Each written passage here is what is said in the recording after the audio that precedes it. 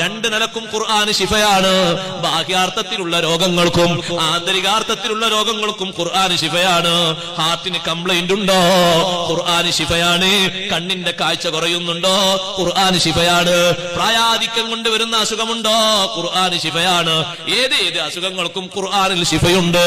നമ്മളത് പഠിക്കണം, അത് പകർത്തണമെന്ന് മാത്രം. തലവേദനക്ക് ഖുർആൻ മാത്രം മോദിയിട്ട് തലവേദന മാറ്റിയ സ്വഹാബിയാണ് അബ്ദുല്ലാഹി ബിൻ മസ്ഊദ് റളിയല്ലാഹു അൻഹു. നമ്മളോട് ഉസ്താദേ തലവേദനക്കുള്ള മന്ത്രം ഖുർആനിലോ ഞങ്ങൾ ഇത്രയും കാലമായിട്ട് കേട്ടിട്ടില്ലല്ലോ എന്നേ നമ്മൾ പറയുള്ളൂ. നമ്മൾ പഠിക്കാത്തോണ്ട്. അല്ലാതെ വേറെന്ത് പറയാ? പല്ലുവേദനക്ക് ഓതേണ്ട ആയത്ത് ഏതാന്ന് വെച്ചാൽ പല്ലുവേദനക്ക് അങ്ങനെ ഒരു ആയത്ത് ഖുർആനിലുണ്ടോ?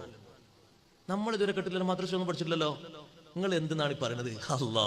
അള്ളാഹുവിന്റെ ഖുർആൻ അള്ളാഹു തആല പറഞ്ഞില്ലേ സഹോദരങ്ങളെ, ഖുൽ ഹുവല്ലദീ അൻശാകും, ഓതിവാക്കി തബാറക്കൊന്നുമല്ല, ഖുൽ ഹുവല്ലദീ അൻശാകും വജഅല ലക്കുമുസ് സമഅ വൽ അബ്സാറ വൽ അഫ്ഇദ ഖലീലം മാ തശ്കുറൂൻ.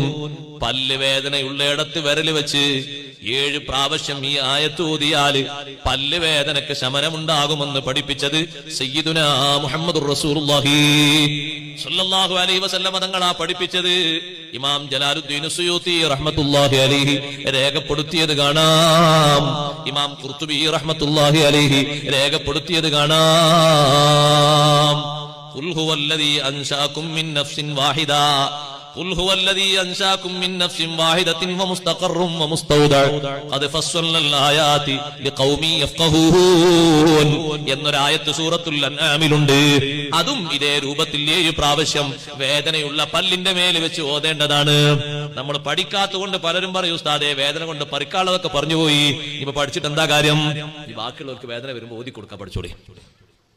പ്രസവം കഴിഞ്ഞിട്ടുള്ള കുട്ടിനെയും ഉമ്മയെയും ഒരുമിച്ചിരുത്തിയിട്ട് ഖുർആനിൽ നിന്ന് ഓതേണ്ട ആയത്തേതാ? അങ്ങനെ ഒരു ആയത്ത് അല്ലാഹുവിന്റെ ഖുർആനിലുണ്ടോ? ഈ കാലഘട്ടത്തിൽ നമ്മളത് കൂടുതൽ പഠിക്കണ്ടേ?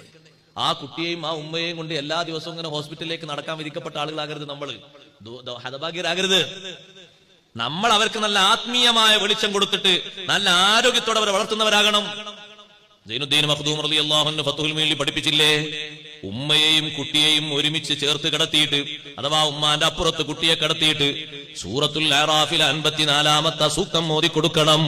ഇന്ന റബ്ബക്കുമുല്ലാഹുല്ലദീ ഖലഖസ് സമാവാതി വൽ അർള ഫീ 6 അയ്യാമിൻ സുമ്മ ഇസ്തവാ അലൽ അർശി യുഗ്ശിൽ ലൈലൻ നഹാറ യത്ലുബുഹു ഹദീസാ വശംസ വൽ ഖമറ വൻ നുജൂമ മുസഖറാത്തിൻ ബിഅംരി അലാ ലഹുൽ ഖൽഖു വൽ അംറു തബാറകല്ലാഹു റബ്ബുൽ ആലമീൻ. അതാ ഉമ്മയെയും കുട്ടിയെയും ഓതി കേൾപ്പിക്കേണ്ട ആയത്താണ്. എത്രമാത്രം വലിയ ബഹുമാനാണ്. ആകെ വലത്തേ കാതിലൊരു വാങ്ങും ഇടത്തേ കാതിൽ ഇക്കാമത്ത് വരുള്ളൂ അല്ലെ? ആ വലത്തേ കാതിൽ വാങ്ങിന്റെ പുറമെ ഇഖ്ലാസ് സൂറത്ത് സുന്നത്തില്ലേ? അങ്ങനെ ഒരു സുന്നത്തുണ്ടാ? ഈ ഉസ്താദ് പുതിയ കിതാബ് എന്ന് പറയാം. പുതിയ കിതാബ് ഉസ്താദെ പഴയ കിതാബ് തന്നെയല്ലേ? അതേ കാതിൽ തന്നെ വൈനിയില്ലേ? ഇതൊക്കെ തിരിയുന്ന ഉസ്താദ്മാരെ കൊണ്ടുപോയിക്കോളൂ. എന്നിട്ട് 2000 10,000 അവർ കൊടുത്തേക്ക് ഒരു ആയത്തോ ഉസ്താദ് ഒരു ആയത്തോ നിങ്ങൾ 10,000 ഒരു സൂറത്ത് ഓതി 30 ആട് കൊടുത്തു. നമ്മൾ 10,000 ആയത്തിനാവല നമുക്കറിയാത്തോണ്ടല്ലേ. വലത്തേ കാതിൽ ഓദിക്കോ, കുട്ടിയെ കിട്ടിയ ഉടനെ ഓദിക്കോ, ആ കുട്ടിക്ക് ശൈത്താനിന്റെ ശല്യം ഉണ്ടാകൂല എന്ന് സയ്യിദുനാ റസൂലുള്ളാഹി സ്വല്ലല്ലാഹു അലൈഹി വസല്ലം. കുല്ലു മൗലൂദിൻ, പ്രസവിക്കപ്പെടുന്ന ഏത് കുട്ടികളെയും ശൈത്താൻ വന്നിട്ടൊന്ന് ഞെക്കും, ഒന്ന് സ്പർശിക്കും, ഒന്നൊന്ന് അമർത്തിപ്പിടിക്കും. അപ്പൊ ആ കുട്ടികളൊക്കെ കരയുന്നത്. കുട്ടി കരഞ്ഞോന്നല്ല നമുക്ക് റിസൾട്ട് ഇട്ടുണ്ട്. ആ കുട്ടി കരഞ്ഞു, ആ കുട്ടിക്ക് കോർങ്ങേടൊന്നുമില്ല. കുട്ടി കുറച്ചുകൂടി ഞാൻ ചിരിച്ചോ, ആ കുട്ടിക്ക് ബുദ്ധി റെഡിയാണ്. ഇതല്ലേ തിരിയേണ്ടത്? ഈ കരയുന്നത് എങ്ങനെ മനസ്സിലായോ? ശൈത്താനിന്റെ സ്പർശനം കൊണ്ടാണ്. തങ്ങൾ പറഞ്ഞു ഇല്ലാ മറിയമ വബ്നഹാ, അതിൽ നിന്ന് മറിയം ബീവി റളിയല്ലാഹു അൻഹ ഒഴിവാണ്. അതിൽ നിന്ന് മറിയം ബീവി റളിയല്ലാഹു അൻഹയുടെ പുത്രനായ മസീഹ് ഈസാ അലൈഹിസ്സലാം ഒഴിവാണ്. എന്തേ അവരെ മാറ്റി നിർത്തിയത്? എന്തേ അവരെ ഒഴിവാക്കി നിർത്തിയത്?